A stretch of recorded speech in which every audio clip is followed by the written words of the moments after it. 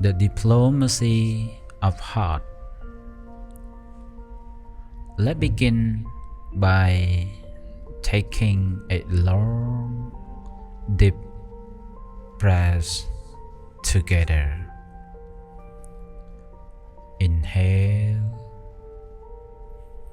exhale.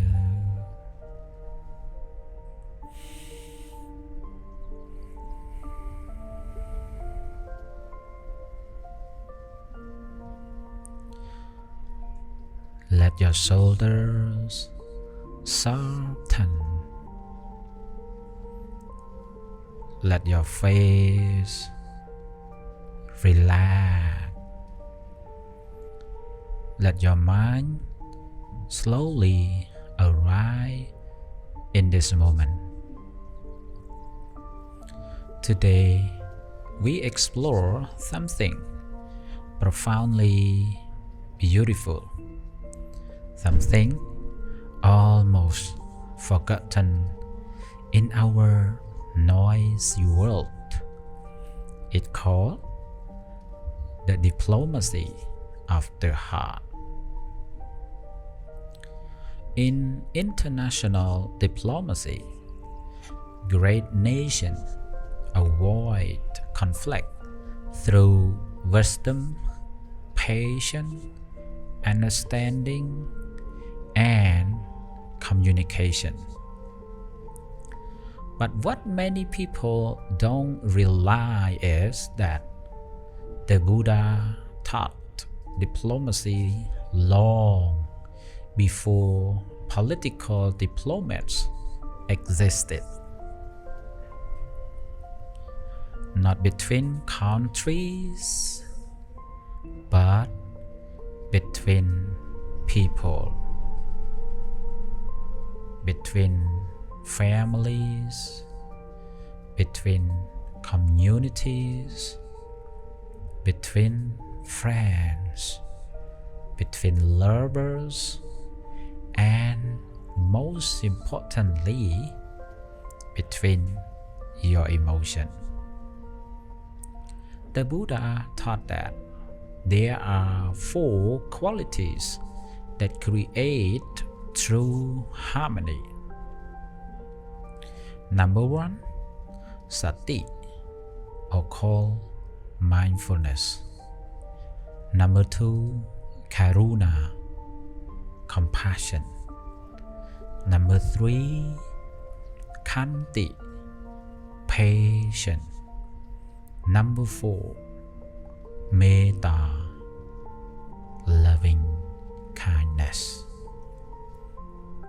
These are not just spiritual concepts. They are survival skills, relationship skills, communication skills, also emotional intelligence skills, called hard skills. Today, we will journey deeply into each one. Take your time, walk gently, and let every part of this teaching settle into your heart. Why the heart needs diplomacy? The world celebrates intelligence, success, money, and achievement. But very few people are taught the skill of living together peacefully. That's why so many conflicts happen. Conflict between couples, conflict between parents and children, between friends, conflict between co-workers, between communities, and conflict between nations. The Buddha said, The untrained mind brings suffering. The trained mind brings peace. When we don't train our heart, a small comment offends us. A minor disagreement becomes a fight. A misunderstanding becomes a vow. A difference becomes a threat. But when the heart becomes diplomatic, we handle difficulties with majority. Diplomacy prevents war. Diplomacy prevents broken relationships. Diplomacy prevents emotional explosions. And these four qualities, Sati, Karuna, Khanti, and Metta, are the ambassadors inside your heart. Now let's meet them one by one. Sati, mindfulness. Sati as the heart's first ambassador.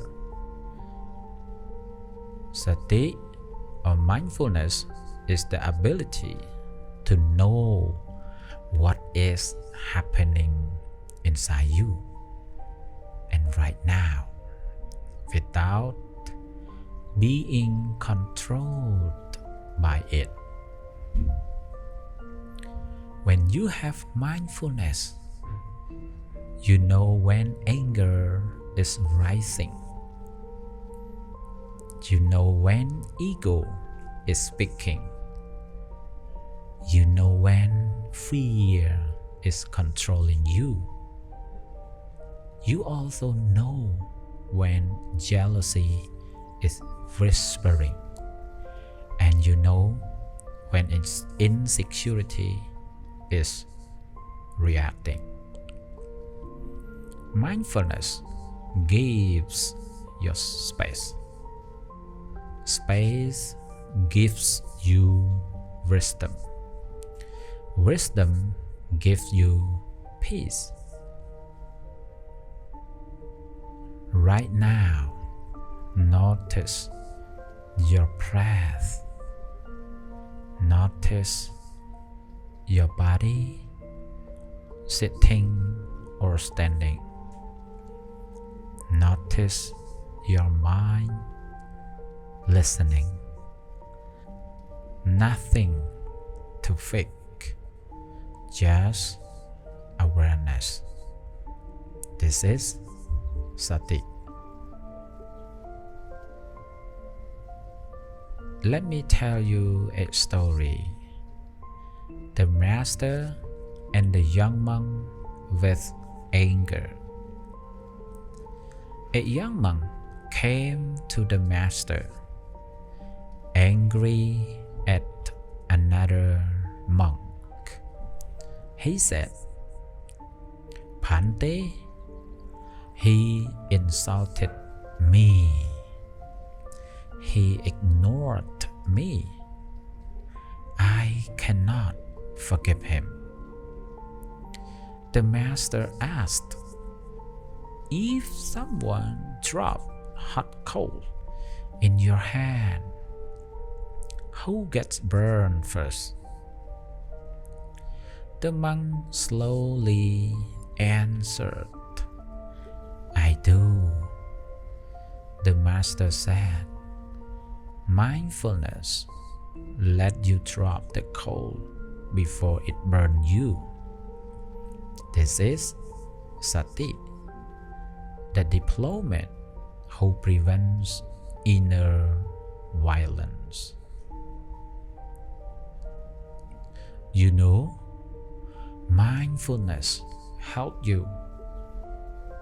Number 1, pause before replying to an angry message.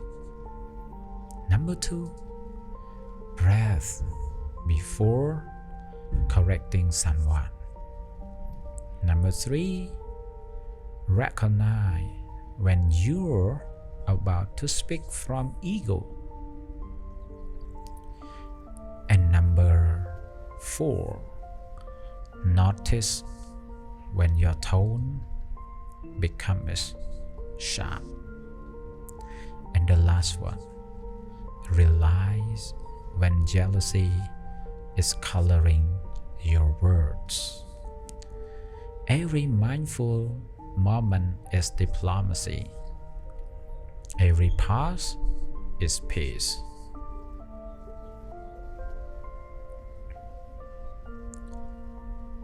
When do I lose mindfulness the most? What feeling often control me?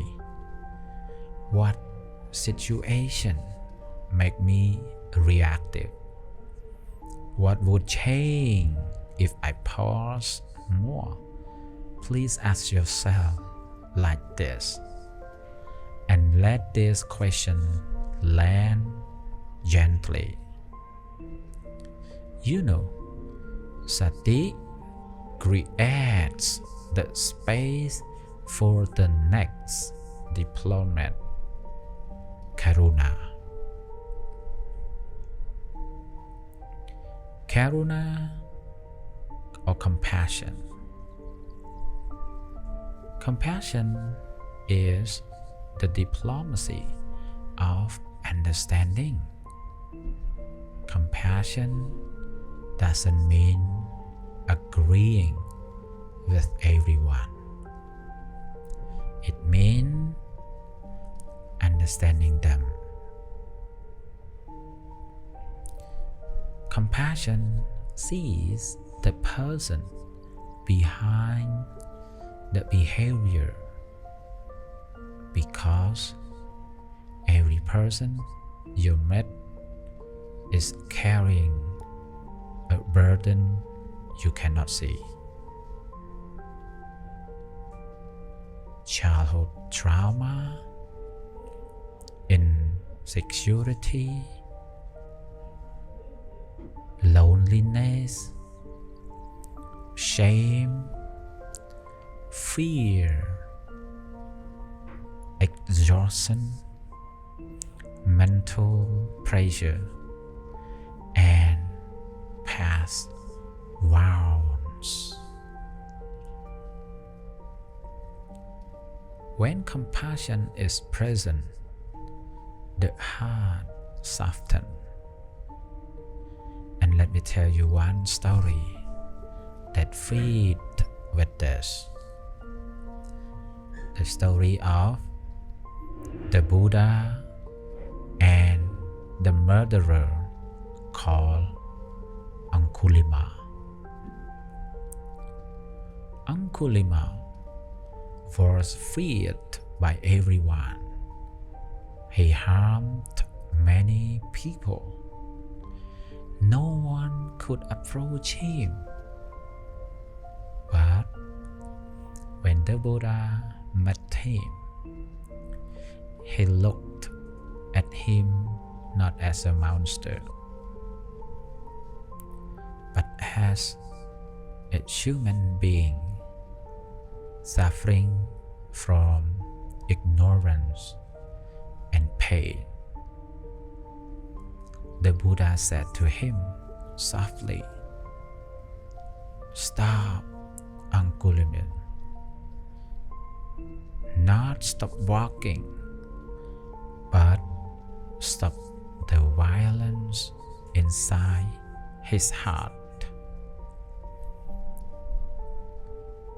That soft compassion transformed a murderer into a monk. You know, compassion is powerful diplomacy. So let's do this with me. Think of someone who is difficult in your life. Someone who hurt you. Someone who annoys you. Someone who misunderstands you. Now ask yourself, what pain might they be carrying that I do not see? Let your heart open just a little. Here, compassion helps you. Number one, compassion helps you speak gently when someone is stressed. Compassion helps you forgive someone who is learning. Compassion helps you understand your parents' limitations. Compassion helps you see your partner's insecurity. Compassion helps you support a friend silently instead of judging them. And the last one, compassion helps you respond with softness instead of sarcasm.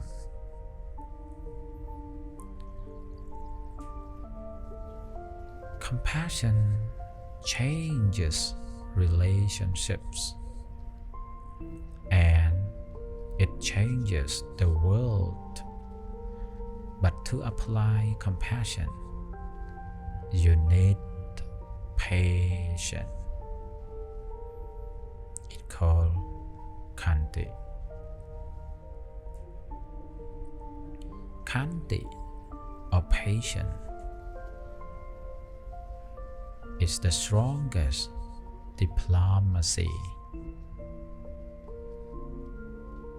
The world thinks patience is weakness, but the Buddha called it Khanti Paramam Tapo. Patience is the highest spiritual practice. You know why? Because patience is the ability to remain stable when others lost control, when life delay your plans, when people disappoint you, when emotions storm inside you.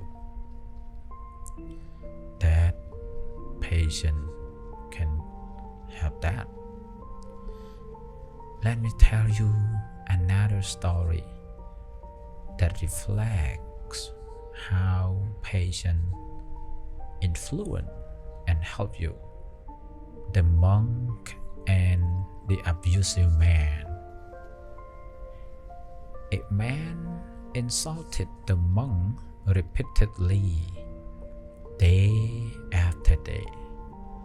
One day, his son came to the monk and apologized.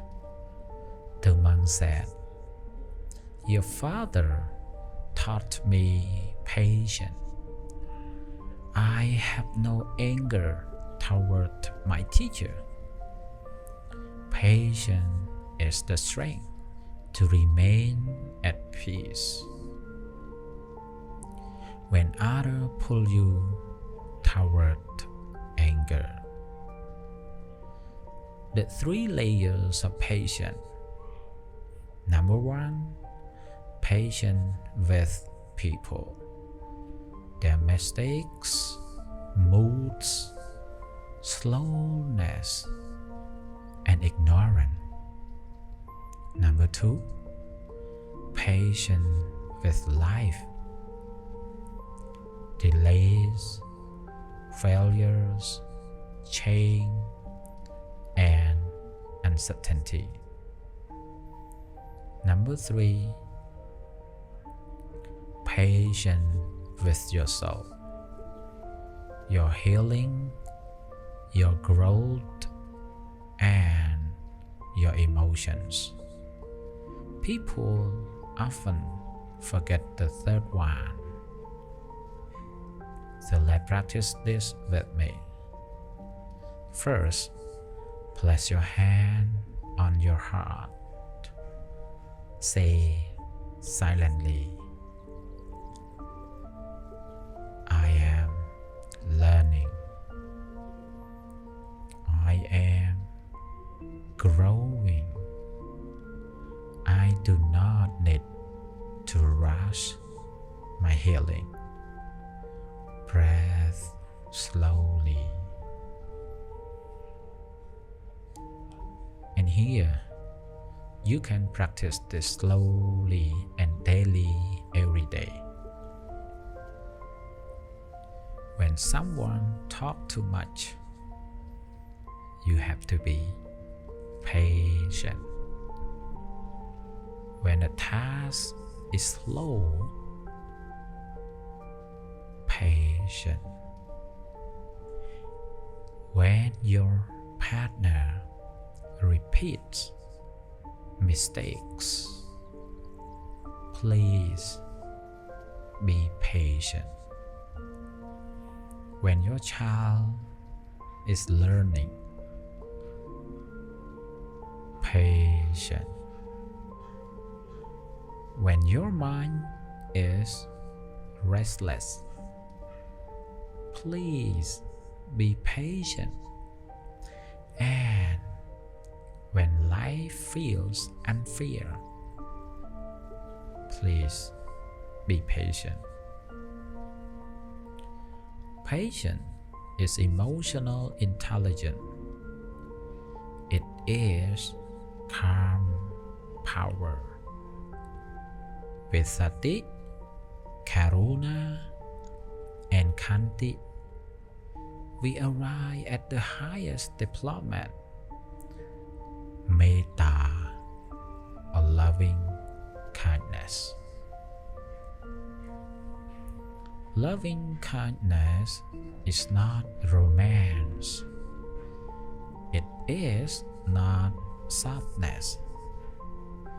It is not weakness.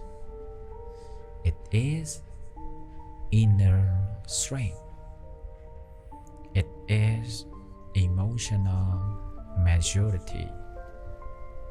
It is unconditional goodwill. What Metta really means? May you be well. May you be saved. May you be peaceful. May you be free from inner suffering. Even if we disagree, even if you hurt me, even if I walk away, even if boundaries are needed. Let me tell you another story that's very good for loving kindness. Is the story of the mother and the child. The Buddha compared Metta to a mother protecting her only child with her entire life. Not because the child is perfect, but because love is the nature of a wise heart. Let's practice this with me. Think of someone you love. Whisper in your heart, may you be safe. Think of someone neutral. May you be peaceful. Think of someone difficult. May you be free from suffering. Think of yourself. May I be gentle with my own heart. This is loving kindness. What metta prevent? Number 1, resentment. Number 2, grudges. Number 3, metta prevent emotional revenge. Number 3, metta prevent unnecessary arguments. Number 5, coldness. And the last one, silent punishment. Metta heals what anger breaks.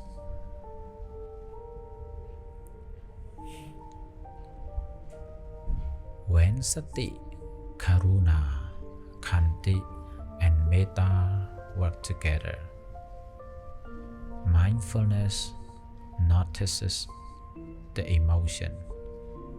Compassion understands it, and patience holds it, and loving kindness transforms it. This is diplomacy. This is emotional mastery. This is a heart that does not create suffering. With these 4 qualities, you can end conflicts before they begin. Communicate without hurting others. Understand people deeply. Resolve disagreements peacefully. Avoid unnecessary arguments. Build trust. Create harmony. This is the Buddha psychology. This is the Buddha's communication method. This is the diplomacy of the awakened heart.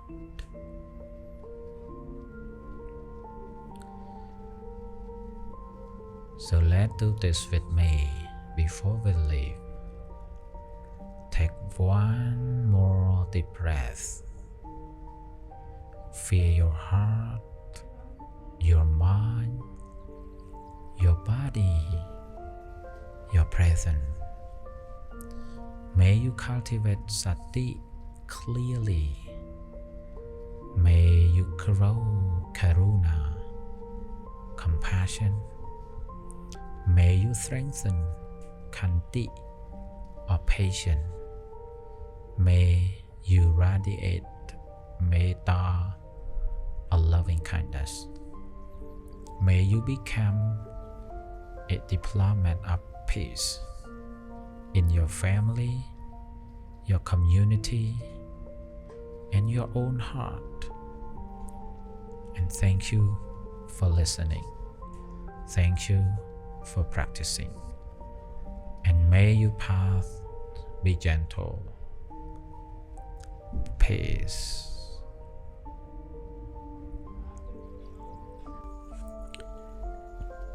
Preaching divided in 2025.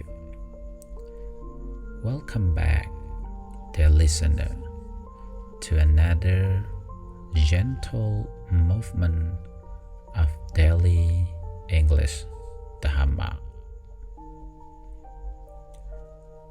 And thank you for allowing your heart to be here, even for a short time. In a world that asks so much of us. 2025 is a year full of movement, change, and uncertainty. Technology is faster. Opinions are louder. And people speak more, but understand each other less. Yet, the Buddha taught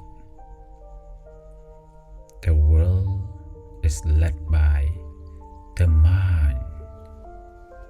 So if the mind is divided, our world feels divided too. But if the mind is compassionate, we begin to see connection everywhere. Today's reflection is about bridging these dividers, not just in society, but in our families, our friendships, and within our own hearts. Let your breath settle. Let your shoulders soften. Let your mind arrive gently in this moment.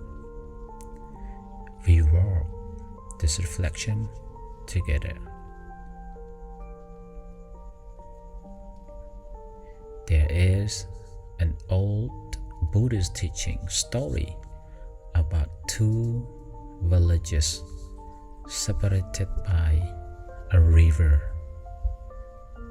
For many years, the villagers lived peacefully. They traded goods, shared festivals, and supported each other. But one year, a misunderstanding began. A small one, just like the quarrel in Kausambi. A trader accused the other village of cheating. Someone else misunderstood the accusation.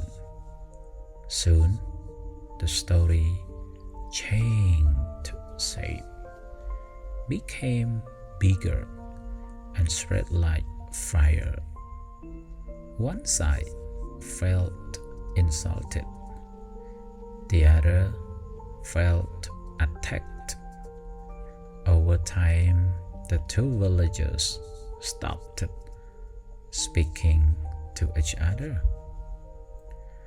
The bridge between them, the wooden bridge everyone once used, became empty. A wise monk lived nearby. He walked across that quiet bridge every morning, and he felt sadness. One day, he invited the leaders of both villages to meet him. The leaders were reluctant, but out of respect, they agreed.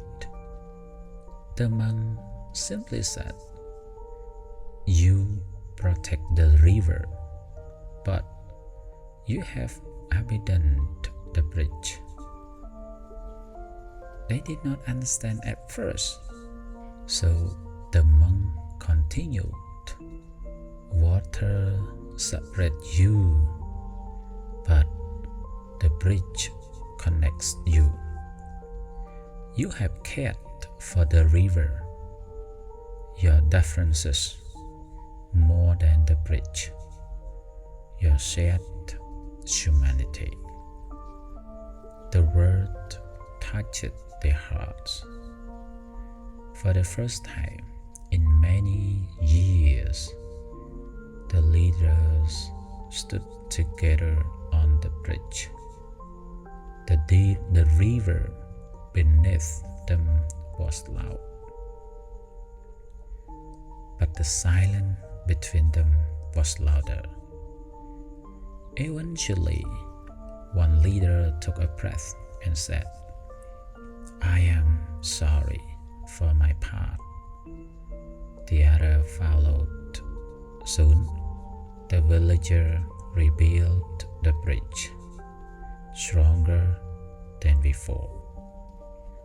The monk smiled and said, "A bridge must be repaired again and again. So must the human heart." This story may be ancient, but its meaning is deeply relevant for 2025.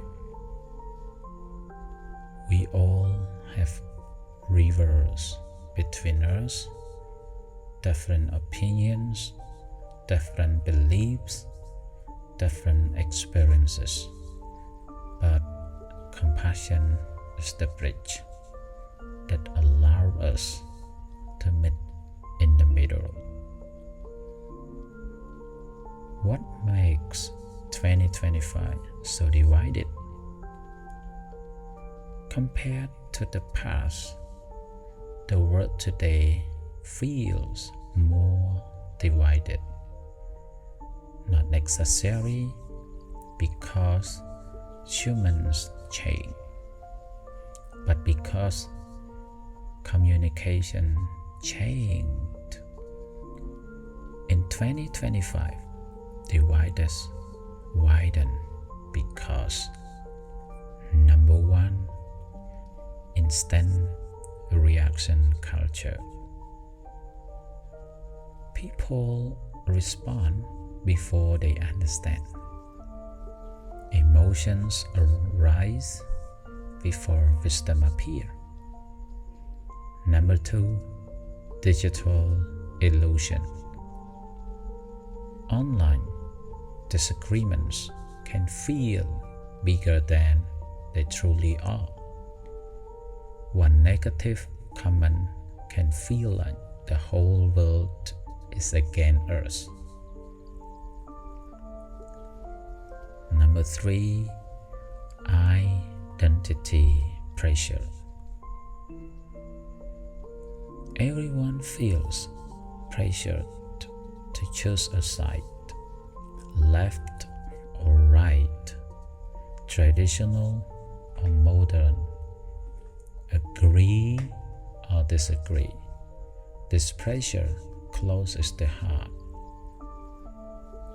Number four, fear of being wrong. The ego in 2025 is fragile. People defend their position not because it is true, but because being wrong feels like losing identity. Number five, lack of deep presence. People speak, but few truly listen. People hear words, but few hear the heart behind them. The Dhamma offers a simple but powerful medicine. Sati means mindfulness, Karuna, compassion, Khanti, patience, Metta, loving kindness. These qualities are the true diplomacy of the heart. They build bridges not only between people, but within ourselves. My beloved friend, let us slow down now. Wherever you are, soften your breath. Allow the body to settle and let this reflection enter your heart gently. Reflection number 1, your personal river. Let's think of someone in your life where there is distance. Maybe a misunderstanding, maybe silence, maybe unresolved pain. What is the river between you? Allow yourself to see it clearly, not with blame, but with honesty. Reflection number 2, the bridge you can build. Just as the villagers walk onto the bridge together, you can take one small step. A soft word, a kind message, a silent blessing, and a gentle apology. Not to win, but to heal. Ask yourself, what would a small bridge look like in this situation? Let the heart answer quietly. Number 3, think that humanity. Now imagine this person standing in front of you. Not their behavior, not their past, but their human heart. A heart that has suffered, a heart that has fears, a heart that wants love, respect, and safety, just like you. And whisper silently, may you be free from suffering. May you be peaceful. May you also find understanding. This moment of compassion is already a bridge. Number 4, bridging the inner divide. Sometimes the biggest division is not between us and others, but between us and ourselves. We often carry 2 voices inside. One that judges and one that suffers. Can you build a bridge here too? Can you speak more gently to yourself? Forgive yourself a little more. Accept your imperfection. Bridging the outer world begin with bridging your inner world. My dear friend, as we end this reflection, may you carry the simple truth. Compassion is the bridge. that remains strong even when the world feels divided. You don't have to change a global conflict. You don't have to fix society. You don't need to solve everything. But you can bring compassion into the space you occupy. Your home, your friendships, your conversations, and your own heart. That is more powerful than you realize. May your heart be steady. May your intentions be pure. May your presence bring peace. And may you walk through 2025 as a builder of bridges, not walls. Thank you for being here. May you be well. May you be peaceful. May all beings be free from suffering. Peace. Cultivating compassion in a divided world. Welcome, dear listener, to another gentle moment of daily English Dharma. I'm grateful you are here, taking this time to breathe, to slow down, and to reconnect with the softness of your own heart.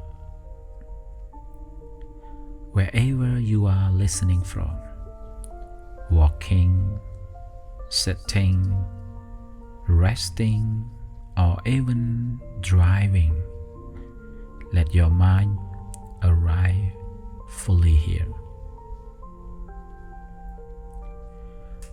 The world today can feel loud. We see conflicts, anger, fear, and misunderstanding almost everywhere. In communities, online spaces, families, and even within our own hearts. But the Dhamma reminds us of something timeless. When the mind is divided, the world appears divided. When the mind is peaceful, the world becomes peaceful. Today, we will gently explore how compassion, simple human compassion, can help us live with more clarity, kindness, and fearlessness in a world that often feels torn apart. So here, take a deep breath. Let the shoulder soften. Let the heart open just a little. And let us enter this reflection all together. There was a time when even the disciples of the Buddha, monks who live in peace, ate simple meditation daily, became divided. In the town of Kausampi, two groups of monks began to argue. At first, it was a small misunderstanding about a minor rule in the Vinaya, something tiny, some things that should have been resolved in a moment.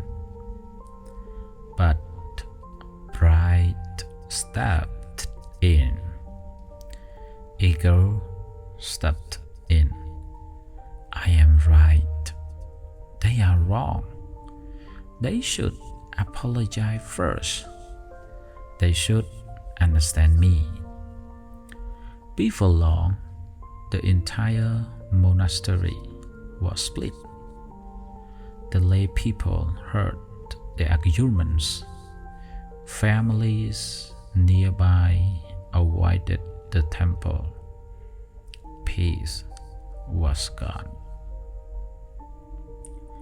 When the Buddha heard this, he traveled to Kausampi. He observed the fighting. He listened to the accusation. Then he sat quietly among them. The monk expected the Buddha to choose a side, but the Buddha said, when brothers live in disharmony, they destroy their own peace. The monk continued arguing even after his advice. So the Buddha made a decision.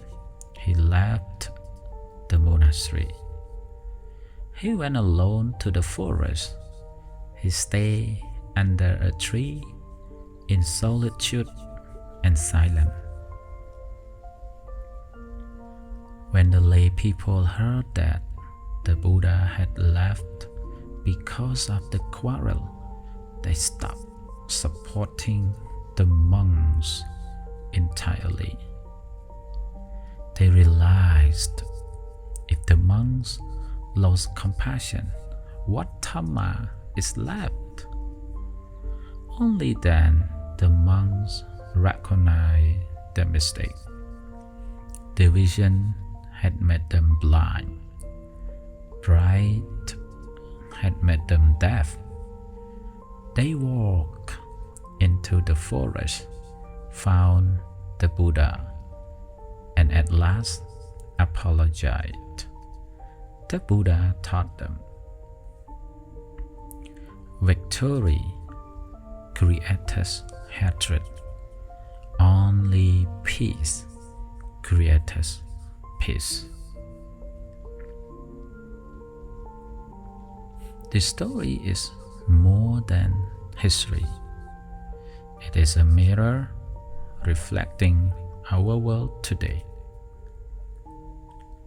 Why division feels strong today? Even though the world has changed dramatically, smartphones, social media, politics, global crisis, the human mind has not changed. The same forces that divided the monks in Kausampi still divide us. You know what? Number one, ego. The belief my view is always correct. Number two, fear. We fear what is different. We fear what we do not understand. We fear losing control. Number three, pain. Every angry person is a hurting person. Every harsh comment comes from a wounded mind. Number four, ignorance of interconnection. We forget that we all breathe the same air. We all want happiness. We all avoid suffering. The Buddha taught, in this world had never yet dispelled hate. Meaning, even if we win a next human, we lost peace. So how do we cultivate compassion in a world of division? Not by forcing everyone to think the same, not by pretending everything is fine, but by learning to see the human being behind the viewpoint. That is compassion.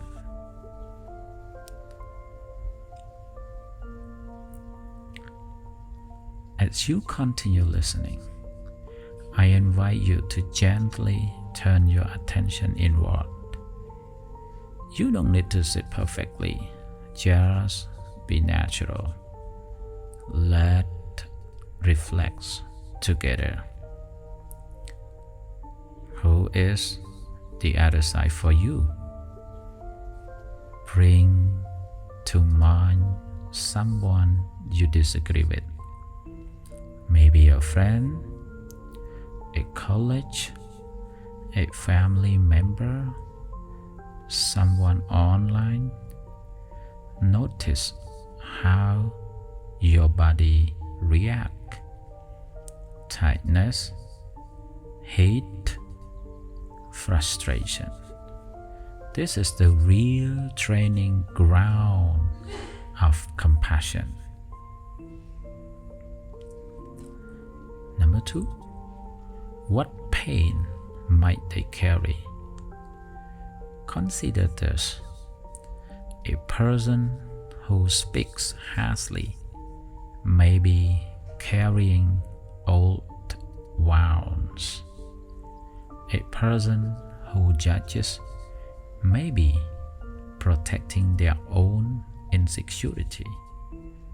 A person who acts with anger may be afraid of being hurt.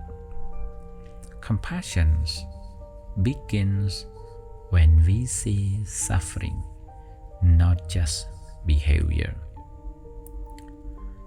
Reflection number 3. Can you reach them well?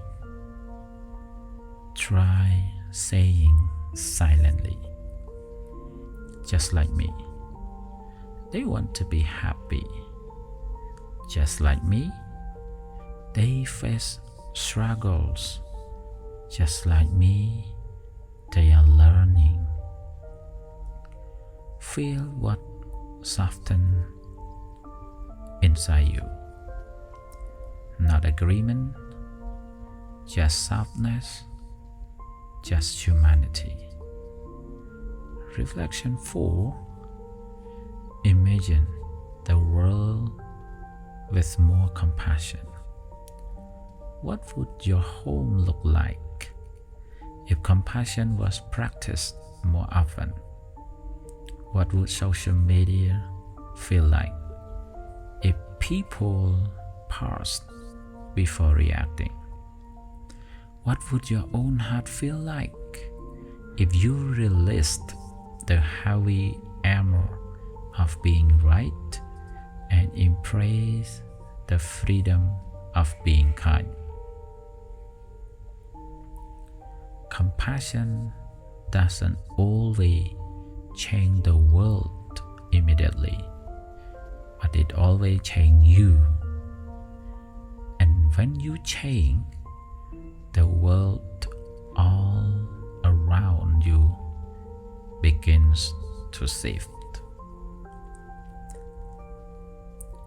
As we close this reflection, may you carry this gentle reminder: you do not need to fix the whole world.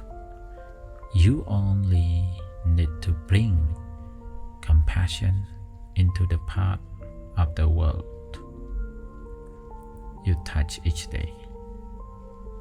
a smile, a softened tone, a patient breath, a moment of understanding. The small things are not small at all. May your heart be soft. May your mind be clear. May compassion guide your words, actions, and choices. And may you be a source of peace in a world that deeply needs your presence. Thank you for spending this time with me. May you be well, may you be peaceful, and may all beings be free from suffering. Peace.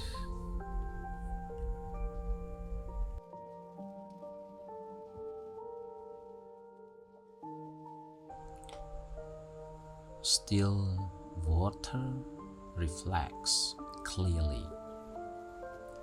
Welcome, my dear friend. Take a slow, deep breath in and breath out softly.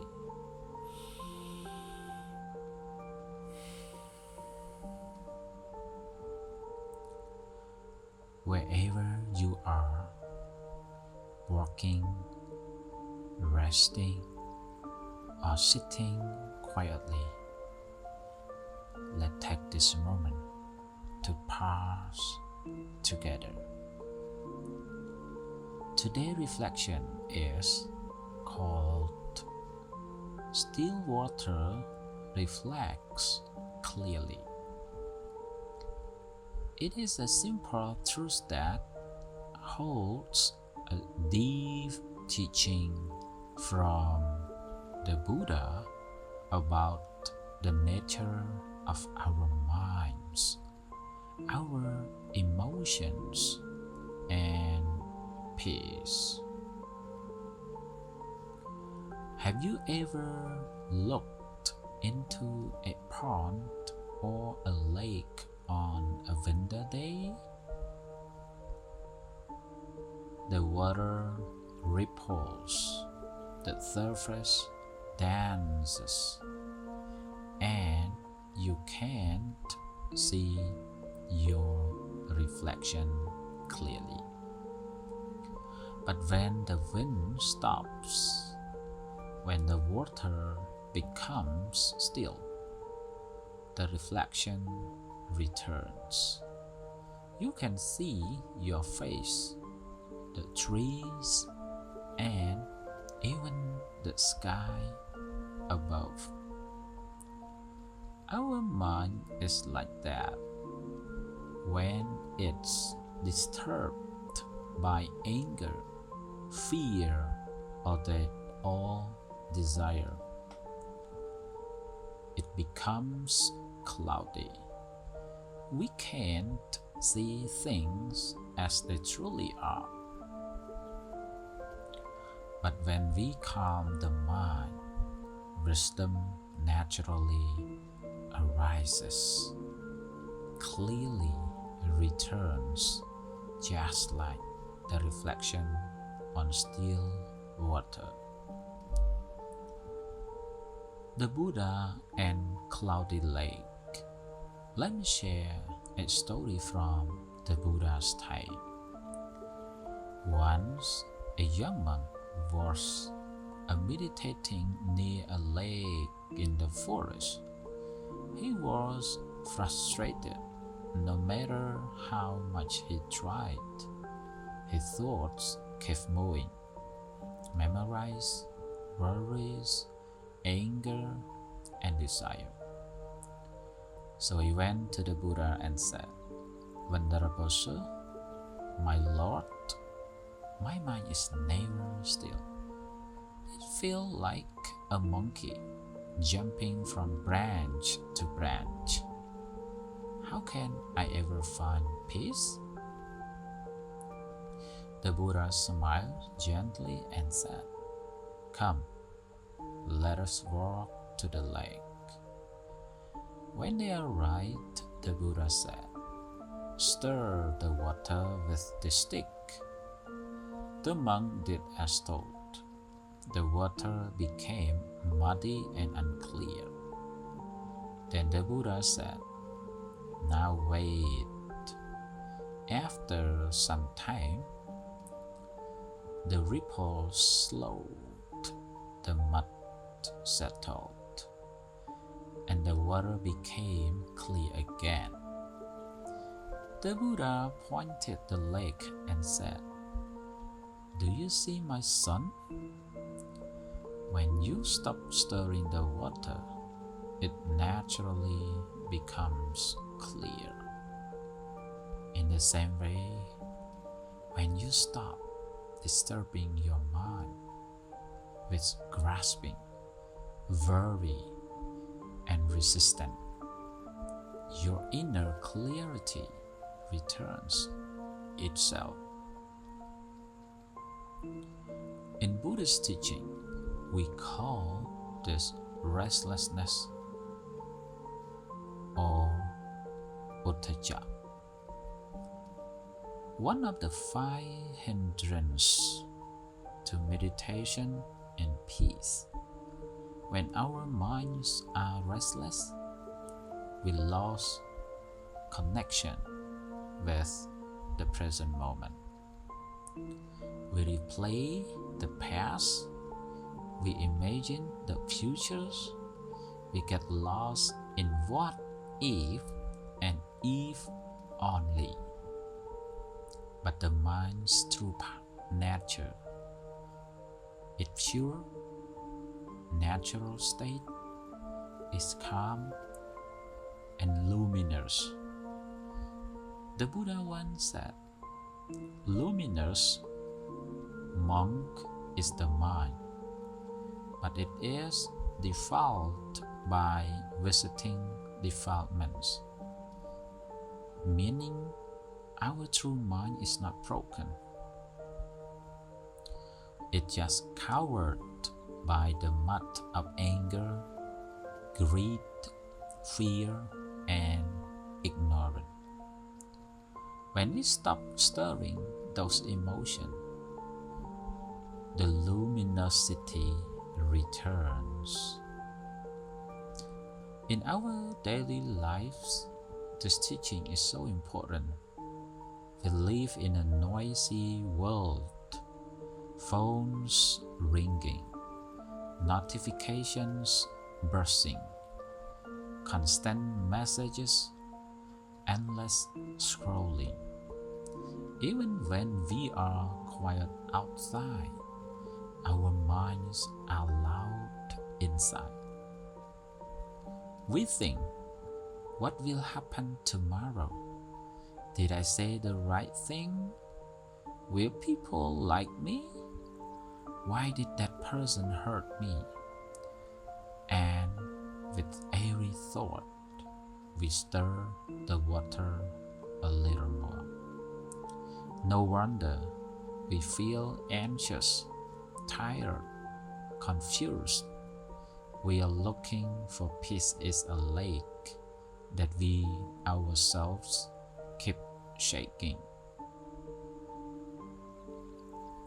The Buddha teachings of mindfulness, Sati, is the art of not stirring the water. It's not about stopping all thoughts. It's about watching them come and go, without reacting, without adding more ripples. When anger arises, you see it. When sadness appears, you breathe with it. When joy comes, you enjoy it fully, but you don't try to make it stay. Mindfulness is not control, it's gentle awareness. It's allowing life to flow while you remain peaceful at the center.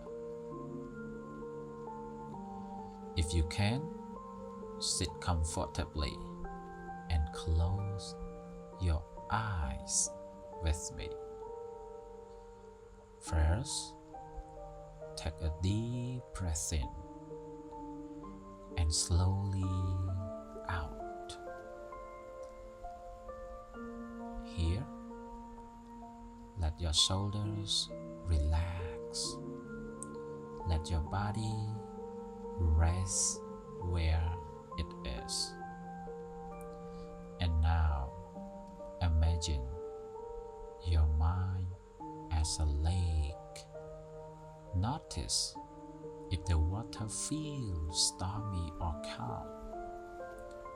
Maybe there are waves.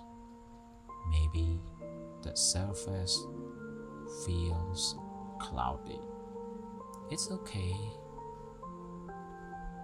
Don't try to change it. Just notice the lake doesn't fight the wind. It simply waits, and slowly it becomes still on its own. Now let the breath become your anchor. Each inhale is like a soft wave entering the shore. Each exhale is a gentle ripple leaving. As the breath continues, feel your mind settling, your thoughts soaring down, your heart becoming lighter. Soon, you begin to see your reflection, your peace, you're clearly returning. Stay in the stillness for a few moments. Feel the calmness that was always there beneath the noise. The Buddha never said peace was found far away. He said it was already here, within your own stillness. When your mind is calm, you see truth clearly. You respond with wisdom instead of reaction. You hear others with compassion instead of judgment. You move through life gently without creating unnecessary ripples. My beloved friends, remember this. You cannot see your reflection in moving water. Only in stillness does the truth reveal itself. So the next time you feel lost or restless, pause, take a breath. Don't fight the storm. Let it pass. Trust that your inner lake knows how to return to calm. Still water reflects clearly, and so does a still mind. May you find some moment of stillness today. May your thought settle like calm water. May your heart reflect peace, clarity, and compassion. Until next time, may you be peaceful, may you be present, and may you be free from suffering. Peace.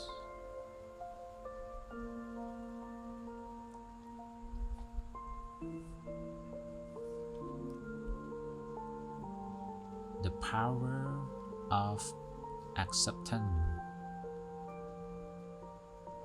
Welcome back, my dear listener.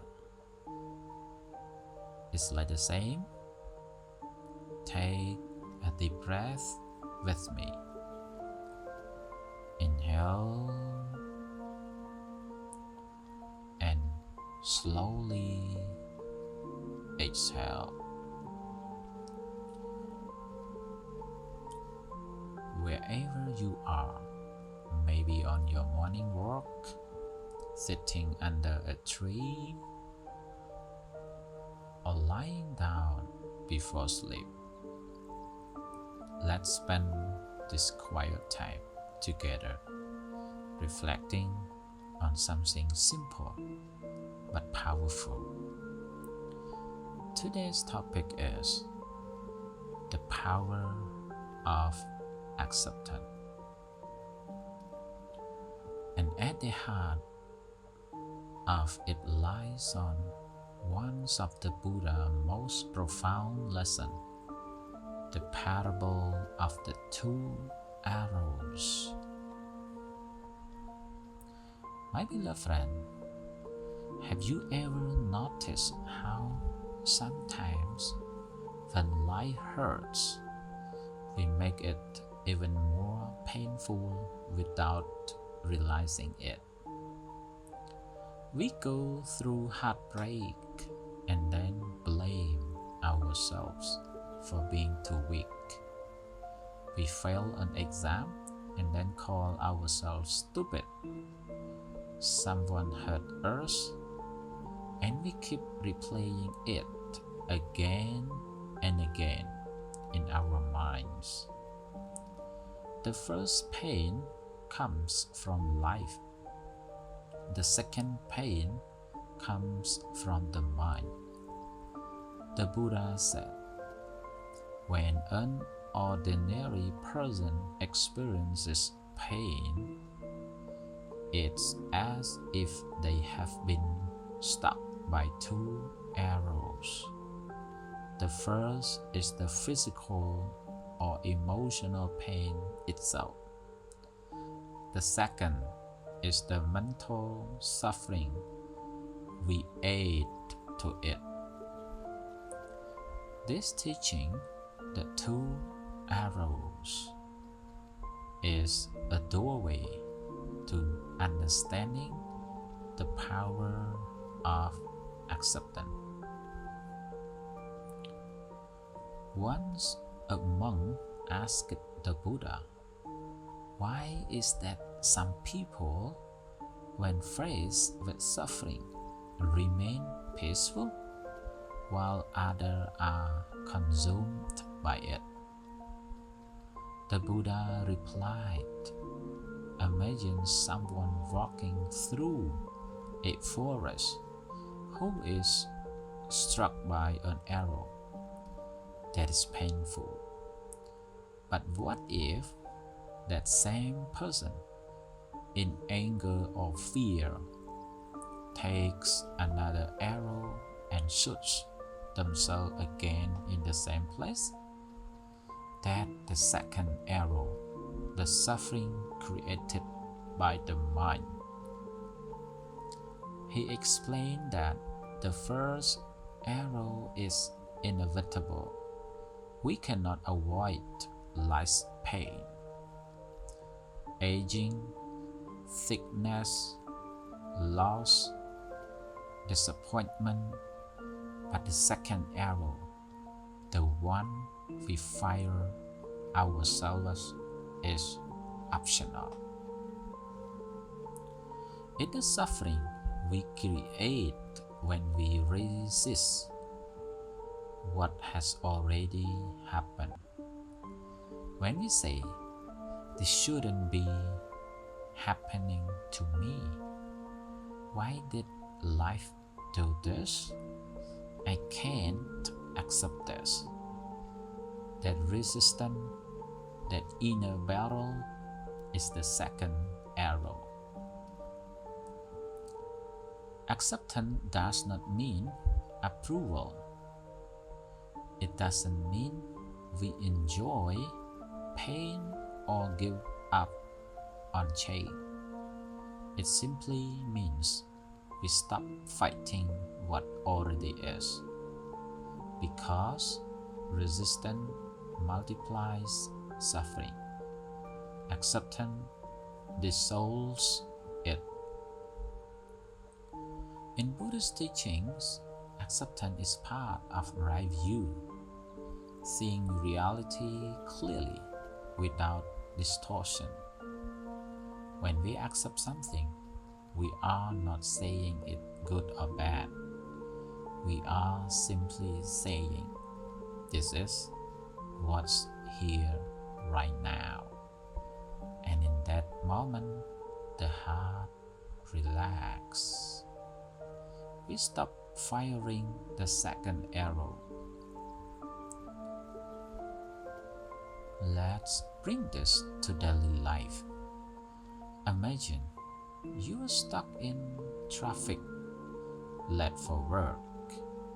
The first arrow is the traffic itself, the situation. But the second arrow, that your inner voice saying, this is terrible. Why is this happening? I can't stand this. Notice how quickly the suffering grows. Or when someone says something hurtful, the first arrow is their words. The second arrow is your mind, replacing it for days, adding stories, creating anger or self-doubt. And when life changes, when you lose someone you love, or when something you hope for doesn't happen, the first arrow is the loss. The second arrow is the resistance. This shouldn't have happened. I can't let go. When we accept, we stop turning pain into suffering. There is a story in the Samyutta Nikaya where the Buddha himself was approached by a grieving woman whose husband had died suddenly. Through tears, she asked, "Why must this happen? Why did death take him?" The Buddha gently said, "Sister, what has been born will die. What has been gathered will be scattered. What has been built will fall apart. This is the law of all conditioned things." He did not say it to cause sadness, but to remind her that pain is a part of the human path.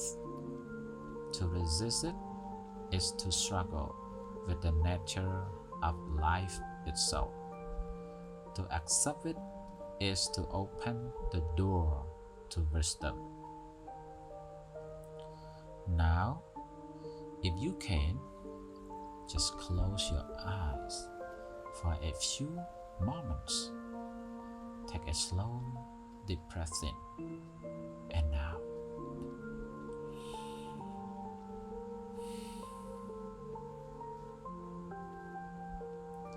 Think of something that's been bothering you lately. A situation that caused pain, frustration, or worry. See if you can identify the first arrow, the event itself, something that happened outside your control. Now notice if there a second arrow, thoughts or emotion you added to it. maybe blame, anger, regret, or fear.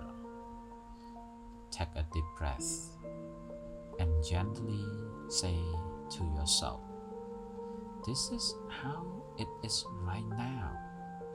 I don't need to resist. I can accept what is here." Feel how the body softens when you say that. Feel the tension leaving your shoulder.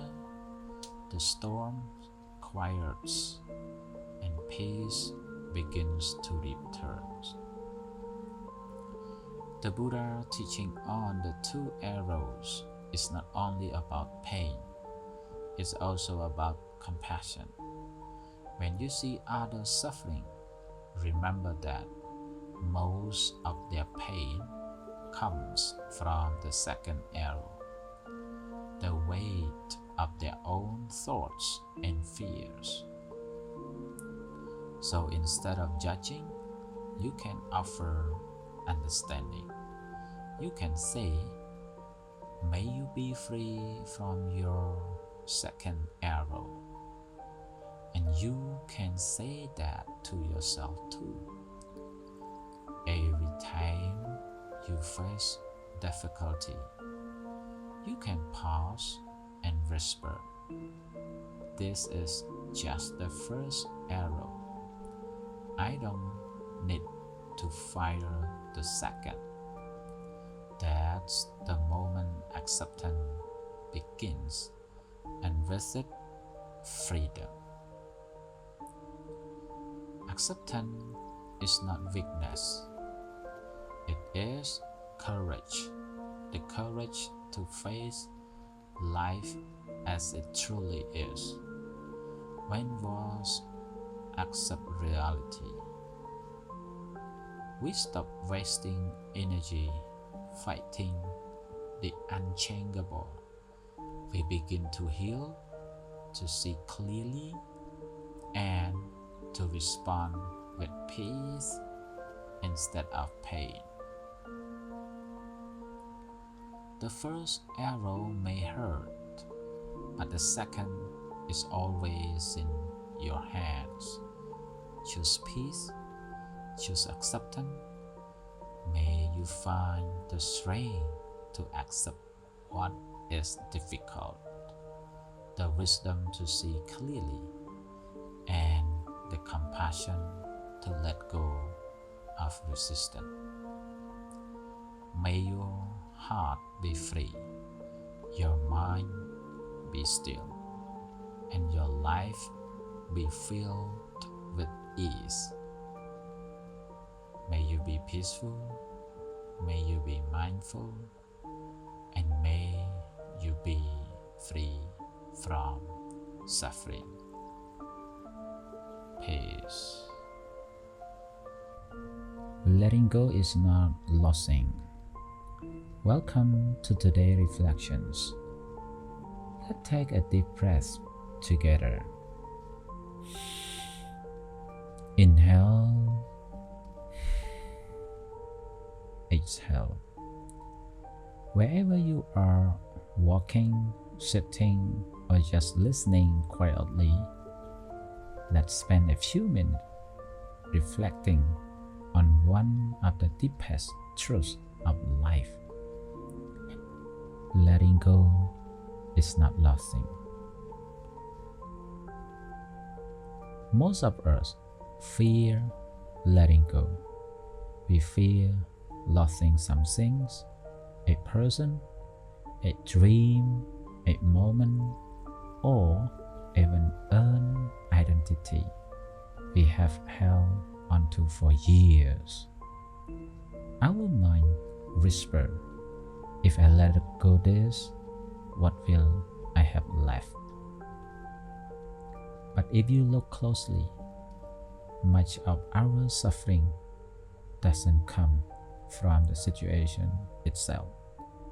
It comes from our resistance, our willingness to release what has already changed. Letting go feels like losing at first, but in truth, it is a return to peace, to freedom, to the space where life can move again. Let me share a story often told in Buddhist teachings, the story of the monkey trap. In ancient times, hunters used a very simple way to catch monkeys.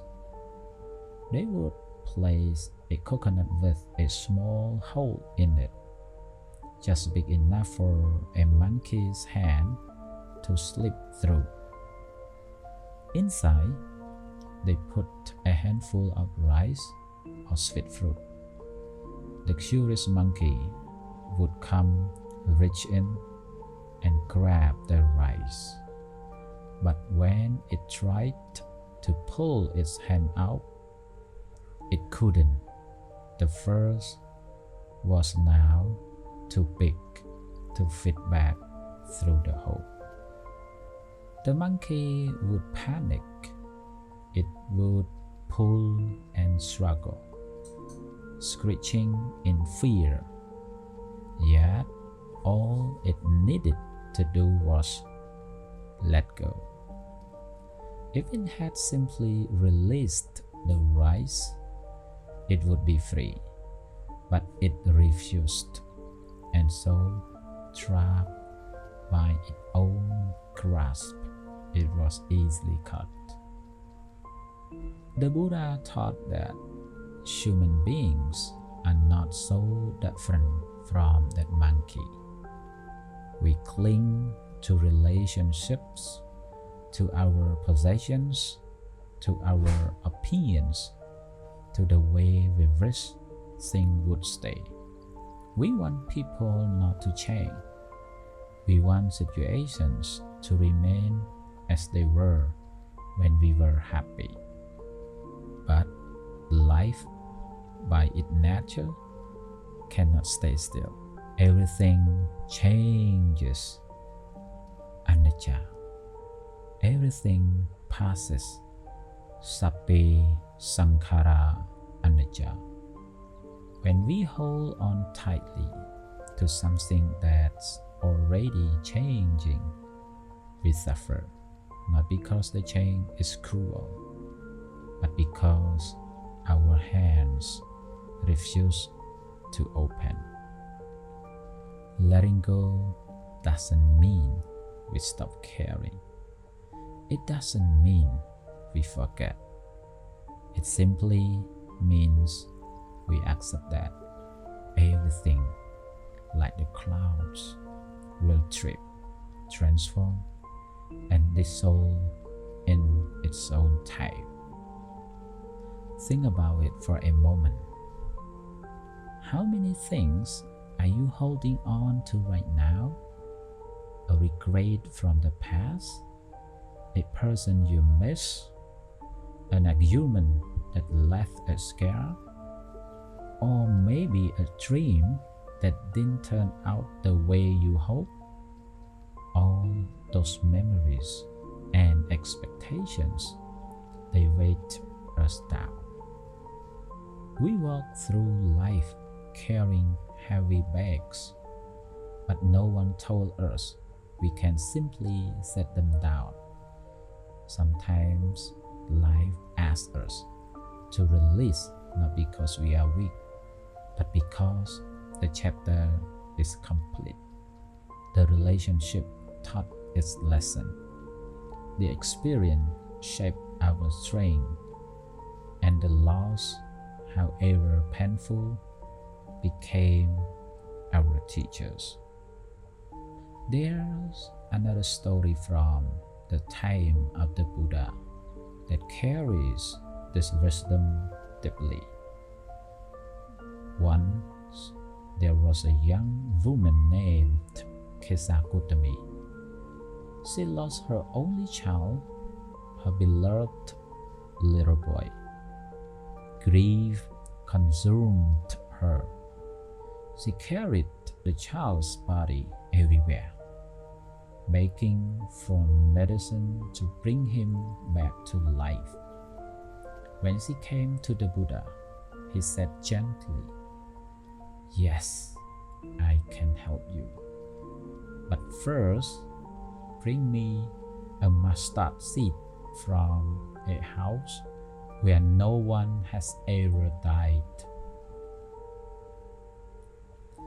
Kisakutami ran from house to house. Everywhere she went, the people said, "Death has been here too." By the end of the day, she realized every family had known loss. Every heart had felt grief. She returned to the Buddha and said, "I understand now. I am not alone in my sorrow." Through this realization, she was freed from her unbearable clinging. She let go not of love for her son, but of the illusion that things could stay the same forever. What letting go really means. Letting go does not mean we stop loving someone. It means we love them with freedom. It means we accept that love changes, that life moves, that we cannot own what we never meant to be owned. Letting go is an act of compassion for ourselves and for life itself. It is saying, "I will no longer fight the flow of the river. I will float with it." Because when we stop resisting, peace naturally arises. Just as a bird flies when it releases the branch, our heart becomes light when it releases its grip. Let's take a short moment of reflection together. If you can close your eyes, take a deep breath in and exhale slowly. Now bring to mind one thing, just one, that you've been holding onto tightly. It could be an emotion, a person, a situation, a memory. See it clearly in your mind and whisper to you gently, "It's okay, I release you." Let that go, not out of rejection, but out of understanding. You are not losing anything. You are gaining space for peace, for clarity, for new beginnings. Let go and breath. When the Buddha was once asked, "What is the cause of suffering?" he replied, "Attachment." And when asked, "What is the path to freedom?" he said, "Letting go." It is as simple and as difficult as that. But every time we release something, every time we unclench our heart even a little, we taste freedom. Remember this. Letting go is not losing.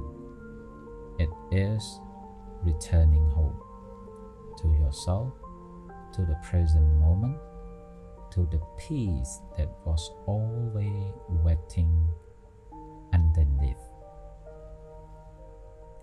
May you find the courage to let go of what no longer serves you May your heart be light, may your mind be peaceful, and may you walk freely in the flow of life.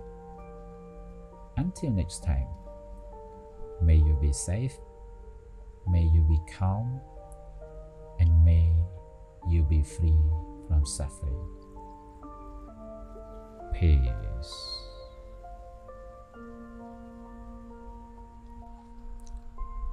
The beauty of imperfection.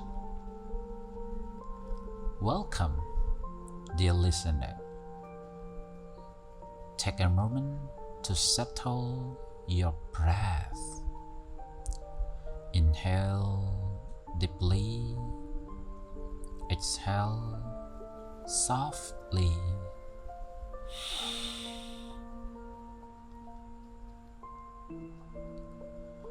Wherever you are, walking, resting, or sitting quietly, let's pause for a few moments of reflection together. Today's reflection is called The Beauty of Imperfection. A gentle reminder that we don't need to be perfect to be worthy of love, peace, or happiness. In a world that celebrates perfection, perfect bodies, perfect careers, perfect lives on social media, we often forget something very simple. Real beauty is found in imperfection. Our scars, our mistakes, our flaws, they are not signs of failure. They are marks of growth. They are proof that we are human, that we've lived, learned, and loved deeply. Sometimes we look at ourselves and say, I wish I were different. I wish I were better. But what if instead we could look at ourselves and say, I am enough just as I am, beautifully imperfect. Let me share a story told in Buddhist traditions, the parable of the Greek water pot.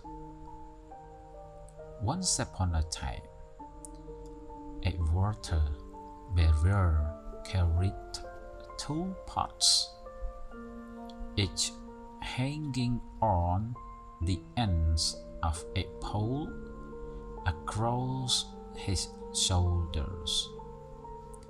One pot was perfect. It never leaked a drop. The other had a crack in it. By the time the water bearer reached home, the cracked pot was only half full. For years, this went on. The perfect pot was proud of its achievement, delivering full measures of water every day. But the cracked pot felt ashamed of its flaw, feeling like a failure. One day, the cracked pot said to the water bearer, I am sorry. Because of my crack, you do not get full value for your work. The water bearer smiled gently and said, have you noticed the flowers along your side of the path? I planted seeds there because I knew your flower would water them. Every day as we walk, you water those flowers, and now they bring beauty to my home. The crackpot was silent. It looked down the path, and indeed, it saw the most beautiful line of blooming flowers that only existed because of its imperfection. The Buddha once said, even as a mother protects her only child with her life, so one cultivates boundless love toward all beings. That love, Metta, includes ourselves. In Buddhist understanding, there is no need to be perfect, because perfection is a concept of the mind, a comparison, a judgment. Reality, on the other hand, is always changing, always imperfect, always alive. Think about the lotus flowers. It doesn't grow in clean water. It grows from the mud. If you took away the mud, you lose the lotus. In the same way, our mistakes and struggles are not obstacles to grow. They are the soil in which our wisdom blooms. You may have days when you look at yourself and feel not good enough. Maybe you failed an exam, or said something you regret, or you just don't feel beautiful or smart or strong enough. But pause for a moment and remember, the cracked pot didn't know it was watering flowers. Sometimes your brokenness is serving a purpose you cannot yet see. Maybe your pain has made you more compassionate. Maybe your struggles have made you understand others more deeply.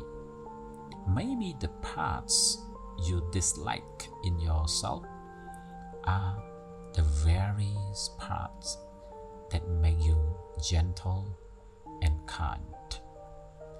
The Japanese have an art called kintsugi.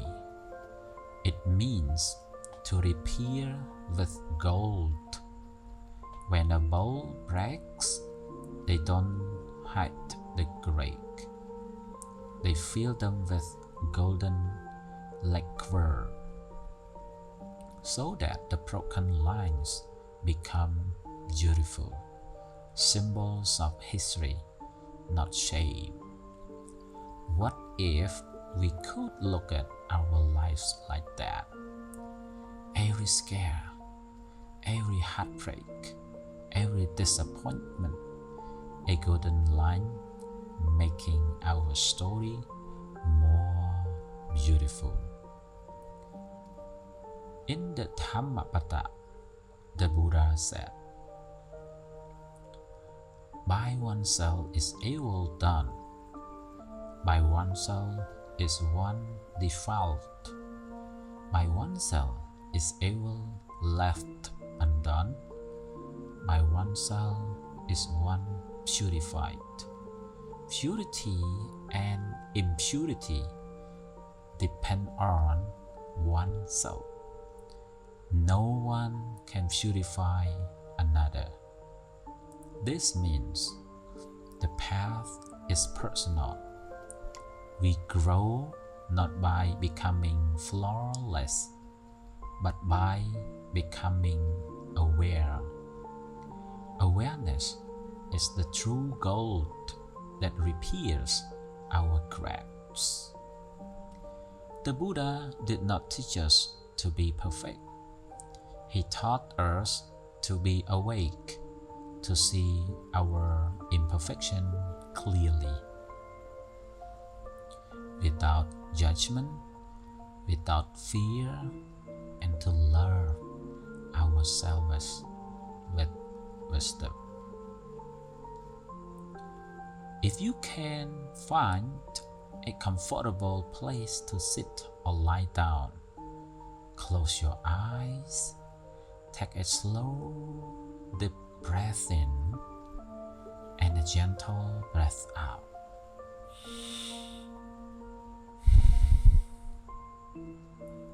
Now bring to mind something in yourself that you've been criticizing lately. A mistake, a weakness, a part of that feels not good enough. See it clearly in your heart and softly say to yourself, I forgive myself. I am still learning. I am enough. Imagine that part of your glowing with warm golden light, just like kintsugi, gold filling a grate. Let that light spread through your chest, your breath, your whole being. Each imperfection becomes part of your beauty. Each mistake becomes a teacher. Each flaw becomes a path toward compassion. There's a quiet strength in imperfection. When you accept your own cracks, you also become kinder to others, because you realize everyone you meet is carrying their own invisible cracks too. So the next time you feel like you are not enough, remember the cracked pot. Remember the lotus. Remember that perfection isn't the goal. Present is. Awareness is. Love is. Your flaws are not barriers to your light. They are the openings through which your light shines out. May you look at yourself with gentle eyes. May you honor your crack and your scars. May you trust the beauty that lies in your imperfection. You are not broken. You are beautifully human, constantly growing, constantly blooming. Thank you for listening, for reflecting, and for being here. Up next time, may you be peaceful, may you be kind, and may you be free from suffering. Peace. The cup that overflows. Learning to care for yourself before others. Welcome, my dear listener. Can you follow me? Take a deep breath in and inhale slowly.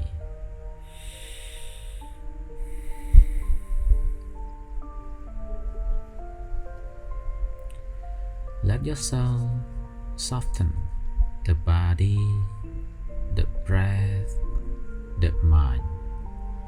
You are here, you are present, and that's enough. Today reflects on a gentle truth that we often forget in our busy, giving lives. You cannot pour from an empty cup. This episode is called The Cup That Overflows, and learning to care for yourself before others. Many of us are kind, compassionate, and loving by nature. We care deeply for our families, our students, our friends, and our communities. We give our time, our enemy, our hearts, often without limit. But sometimes, in the process of giving so much, we forget to refill our own hearts. We end up tired, emotionally drained, and wondering why peace feels so far away. In Buddhism, balance or middle way is the key. Even compassion, when unbalanced, can lead to exhaustion. True compassion includes yourself too. There's a famous story that expresses this beautifully. Once, a learned scholar came to visit a Zen master. He wanted to learn about enlightenment. He spoke endlessly about scriptures, philosophy, his knowledge, his questions. The master listened quietly. Then he began to pour tea into the scholar's cup. He poured and poured until the cup overflowed. The scholar cried out, "Stop! The cup is full. It can't hold any more." The master smiled and said, "Just like this cup, you are full of your own ideas. How can I teach you unless you first empty your cup?" This story speaks on two levels. First, it reminds us to stay humble and open to empty our minds of pride and opinions. Only then can wisdom flow in. But it also teaches us something deeper, that we must refill what we pour out. The cup of your heart, your energy, your kindness needs time to be replenished. You can't give peace to others if your own heart is full of exhaustion. You can't give patience to others if you have no rest, and you can't give love freely if you are running on emptiness. The Buddha taught that compassion without wisdom can lead to suffering. Wisdom reminds us to include ourselves in our circle of care. Think about it for a moment. How often do you say yes when your body and heart are already saying no? How often do you take care of everyone else before taking care of yourself? Many of us do this out of love, but love without mindfulness turns into burnout. It's like watering everyone else's garden while your own roots dry up. When you care for yourself, your body, your rest, your peace, you are not being selfish. You're strengthening the very source from which your kindness flows. In the Dhammapada, the Buddha said, if one holds oneself there, let one watch oneself carefully. That means caring for yourself is not indulgent. It is wisdom. In the Buddha teaching, Metta, loving kindness, always begins with yourself. May I be well. May I be happy. May I be peaceful.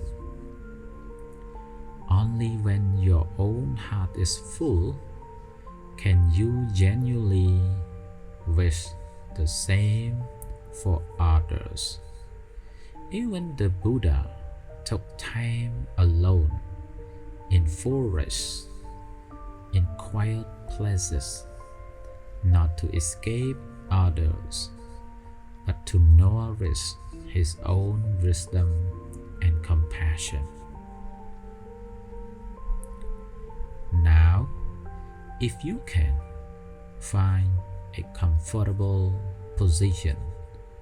Close your eyes softly. Take a slow breath in and out. Imagine a cup sitting in your hands, your own cup of energy, compassion, and love. How full is it right now? Half empty, overflowing, or nearly dry? There is no judgment, just awareness. Now imagine slowly pouring golden water into that cup, the water of rest, self-care, and gentle love for yourself. With each breath the cup fills, you say silently, I allow myself to rest. I allow myself to heal. I allow myself to receive kindness too. Keep breathing. Let your cup fill until it overflows, not from exhaustion, but from abundance. Now, from that overflowing cup, you can offer kindness again, gently, joyfully, without losing yourself. True giving doesn't drain you, it renews you. When you care for yourself through rest, meditation, stillness, or quiet time in nature, you are not wasting time. You are preparing your heart to love fully again. Even the Buddhist sattva, who dedicates his life to others, rests in mindfulness. He knows that his compassion must be nourished by inner peace. So remember, your peace is not separate from the peace of others. When you heal yourself, you help heal the world. So, my dear friend, keep giving, keep loving, keep serving, but don't forget to pause, to breathe, to refill your cup. When your heart is full, your kindness flows naturally, effortlessly, like a river after the rain. May you take care of yourself with compassion. May your cup be full of peace and joy, and may everything you give come from a heart that overflows with love. May you be kind to yourself, may you be balanced, and may you be free from suffering. Peace. Clouds always pass. How to deal with emotion wisely? Welcome, my dear listener.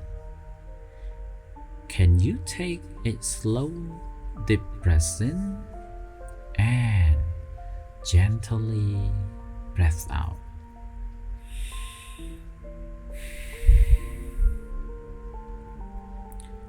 Today's reflection is one that touches every human heart, because no one escapes the changing weather of emotions.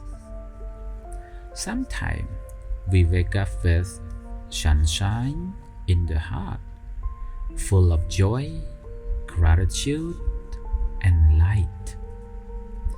Other days feel heavy, like clouds covering the sun. And that's perfectly okay. Because just like in nature, in our inner world too, clouds always pass. When anger, sadness, or worry arise, most of us either fight them or try to run away. We say, I don't want to feel this way. We distract ourselves, suppress our emotions, or judge ourselves for feeling them. But emotions are not enemies. They are messengers. signals from the heart asking for understanding. And like clouds, they are temporary. They pass if we don't hold on to them. The Buddha once said, just as rain does not stain the sky, the wise are not stained by their emotion. When we learn to observe our emotions mindfully, they move through us gently, leaving wisdom behind. One day, the Buddha was walking calmly through a village, teaching about compassion and mindfulness. There was a man there who disliked him greatly.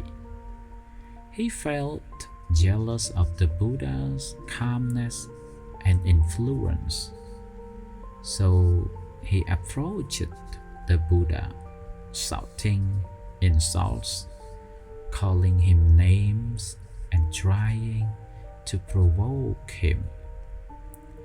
The Buddha stood silently, not reacting. His face remained peaceful.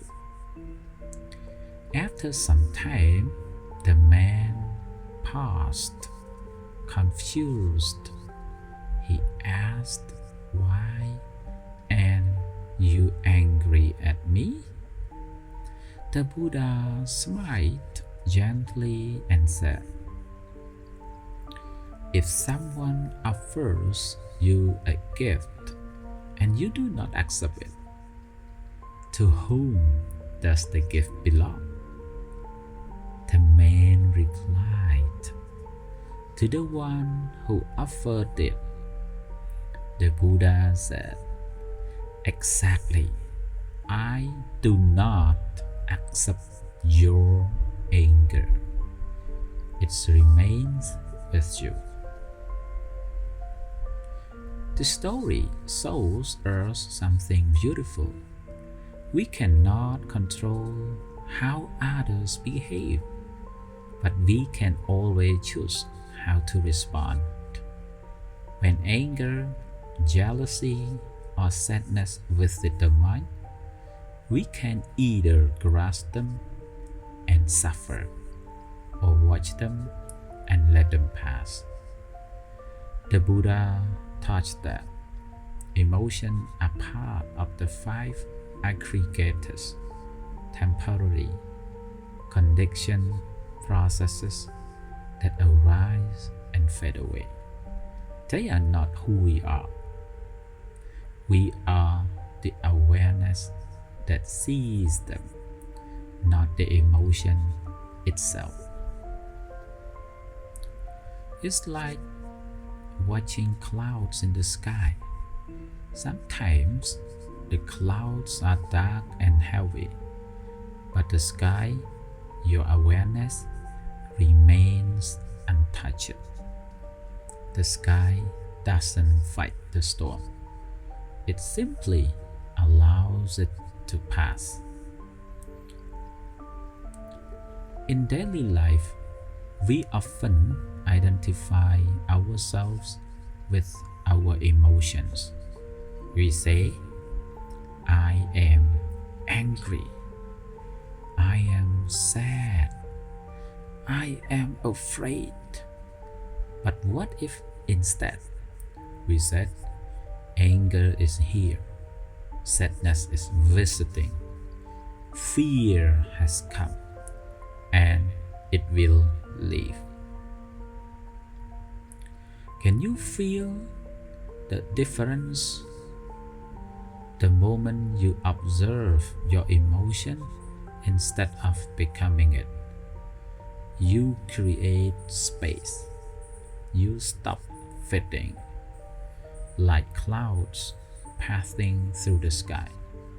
Your emotion pass through the heart, And when they pass, the sky, your peace, shines again. When emotions arise, don't rush to fix them. Don't try to push them away. Instead, breathe and stay present. The Buddha often reminded his disciples, patience is the highest authority. Why? Because patience allows time for wisdom to arise. When we pause, when we breathe, we begin to see the emotion through nature, impermanent, changing, empty. Anger may feel strong now, but it cannot stay forever. Sadness may feel deep, but even it has an end.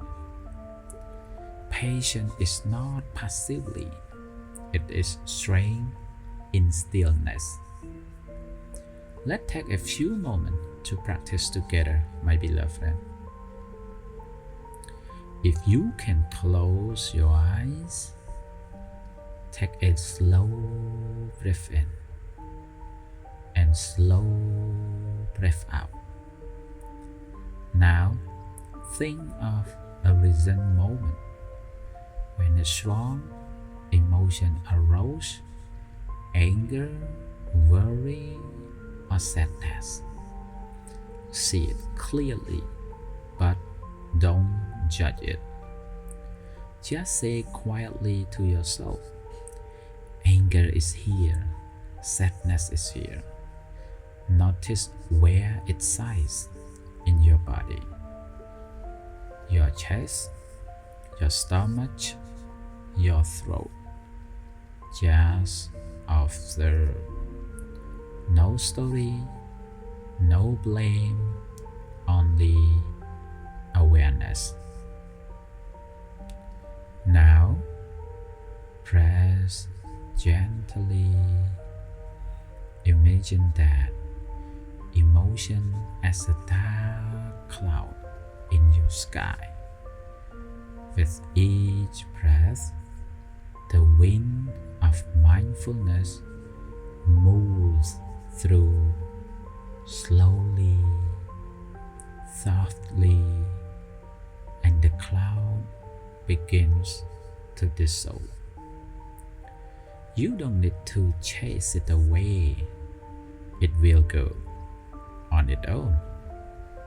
And soon, your inner sky is clear again. Remember, emotions are not wrong or right. They are experiences to be understood. Just as the Buddha did not accept the angry man's insult, we can choose not to accept our angers as identity. We can watch it, smile at it, and let it pass like a drifting cloud. When you feel strong emotions, say to yourself, this is temporary. This will pass. This is not who I am. And in that moment, you already touched peace. My beloved friend, life will always bring moments of sunshine and storms. But remember, the sky is never lost, even when the clouds cover it. When you face anger, don't fight it. When you feel sadness, don't drown in it. Just breathe, observe, and wait, because clouds always pass. You are not your emotions. You are the awareness behind them. Vast, clear, and luminous like the open sky. May you learn to rest in the sky like awareness. May you meet each emotion with mindfulness and kindness. May your heart be calm, your mind be light, and your life be peaceful. May you be patient, may you be kind, and may you be free from suffering. Peace.